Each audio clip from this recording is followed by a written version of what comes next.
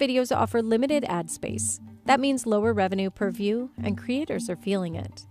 Short video ads tend to be placed in between videos, so they're really easy for users to skip, which is one of the reasons actually that we have seen platforms prioritizing longer form video because it gives them more opportunities to place ads.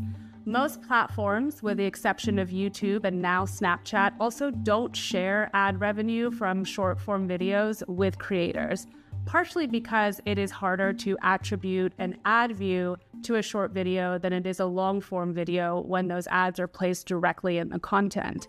In 2024, TikTok made an estimated $23.6 billion in ad revenue, but most creators earn only a few dollars per million views. YouTube Shorts introduced ad revenue sharing, but at about 4 cents per 1,000 views, it's far lower than what long-form YouTube videos generate. Creators are very frustrated. Technically, it is easier than ever to go viral, to build an audience, and to start a business. But in practice, what a lot of creators are finding is that the days of true virality are ending as our social media usage has just become so much more fragmented. And building a sustainable business is incredibly hard work, and there's a lot of competition out there. Viral success doesn't necessarily translate to sustainable businesses. Creators are experimenting with new ways to make money. Brand deals and sponsorships are still the main source of income, but features like TikTok Shop, Instagram Shopping, and YouTube Super Thanks make it easier to sell directly to fans. Some are also turning to subscriptions, offering exclusive content for a monthly fee.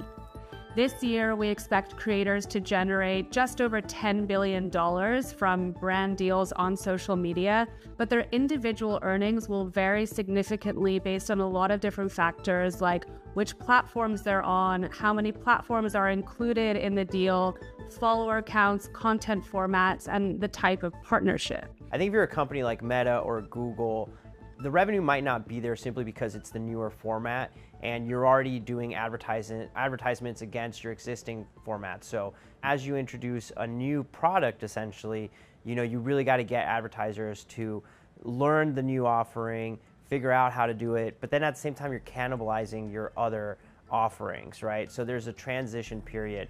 Meta, they talk about this a lot, and they've gone through these cycles at various times in their history. When TikTok faced a potential ban in the US, competitors quickly seized the moment. We saw some of this already during the brief shutdown in January when there were creators taking to Instagram and a surge in engagement on both Shorts and Reels. Meta and YouTube would bring in about 50% of all reallocated TikTok ad dollars in the US if TikTok were to be banned this year. Even with these numbers, short-form video revenue still lags behind long-form content. I would say that it's tougher to earn money if you're creating content that's under a minute now, because YouTube rewards, long-form videos. They still reward for shorts, obviously, but the most money to be made on YouTube is with longer videos, and now it's the same case with TikTok. With ad limitations, shifting algorithms, and growing scrutiny from lawmakers, the future of short videos is still uncertain. Platforms are betting on e-commerce and AI-driven recommendations to stay ahead.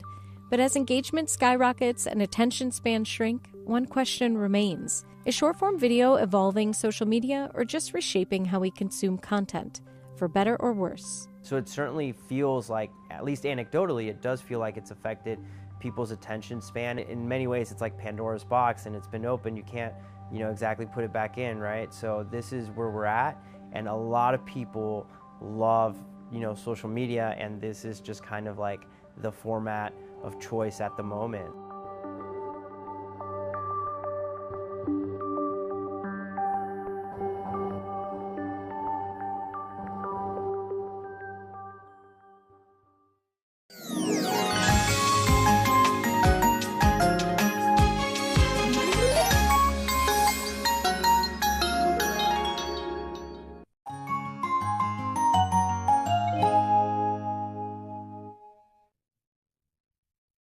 Böyle bir latte, hem de evde.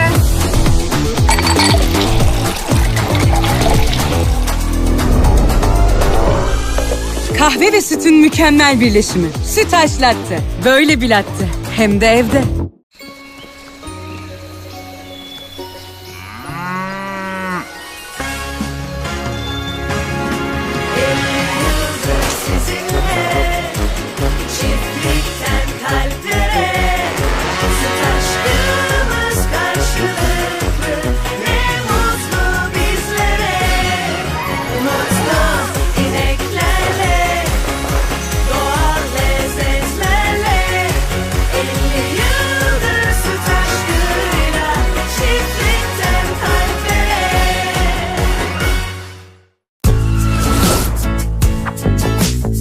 Fazla aldım sorun yok.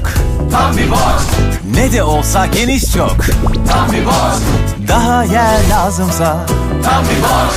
Döndür soğuk tutuya. Tam bir boş. Uzun süren tazelik. Tam bir boş. Her rafta üstelik. Tam bir boş.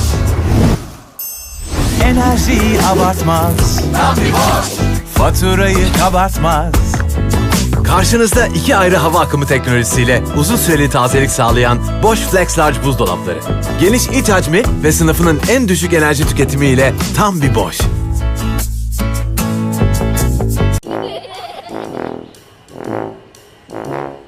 Geçen annemle marketteyiz. Atıştırmalık bir şey istedim. Raflara bakınca annemin kafası karıştı. Sonra ne oldu? Ben de başladım iyice karıştırmaya. Nasıl ya? İşte böyle. Eğlenceli Danone Mix'i görünce hemen yüzü güldü tabii.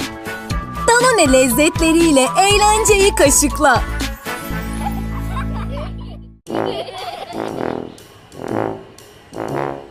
Geçen annemle marketteyiz. Atıştırmalık bir şey istedim. Raflara bakınca annemin kafası karıştı. Sonra ne oldu? Ben de başladım iyice karıştırmaya. Nasıl ya? İşte böyle. Eğlenceli Danone Mix'i görünce hemen yüzü güldü tabii. Danone lezzetleriyle eğlenceyi kaşıkla. Hayata dolu tarafından bakmanın artısı çok. Güne güzel başlamanın artısı, içim rahat laktozsuz sütle hafif hissetmek. Güneşle yürümek de bir artı, sevdiklerinle özlem gidermek de. Laktozsuz sütün artısı, şişkinlik olmadan kolay sindirim. İçim rahatla, hayata dolu tarafından bak. Dün babamla alışverişe gittik ya. Ne dese beğenirsin? Ne dedi? Ya oyuncak alabilirsin ya da atıştırmalık. Sen hangisini seçtin? Danone Springs aldım.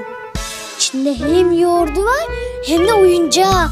Danone lezzetleriyle eğlenceyi kaşıkla.